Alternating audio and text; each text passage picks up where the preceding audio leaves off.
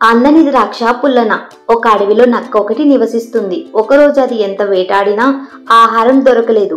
ఆకలితో అది బాధపడుతుంది. ఆకలి బాధను తీర్చుకోవడానికి ఏదో ఒకటి తినాలని వెతకసాగింది. ఎంత వెతికినా దానికి ఆహారం లభించలేదు. అంతలో దానికి ఒక ద్రాక్ష తోట కనిపించింది. అప్పటి వరకు నక్క ఆ ద్రాక్ష తోటను ఎన్నడూ చూడలేదు. అక్కడి వాతావరణం దానికి బాగా నచ్చింది. ఆ ద్రాక్ష పళ్ళు చాలా ఎత్తుగా ఉండడంతో నక్కకు అందలేదు. ఆకలితో ఉన్న ఆ నక్కకు ద్రాక్ష పళ్ళను చూడగానే తినేయాలనుకుంది.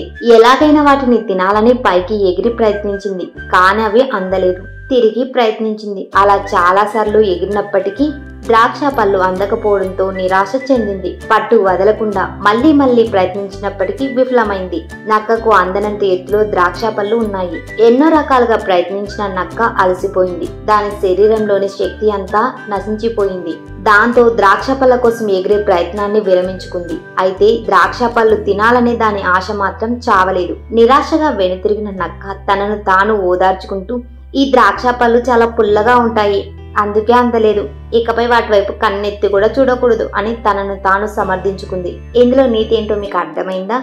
మనకు అందని దాని గురించి చెడుగా చెప్పడం చాలా సులభం.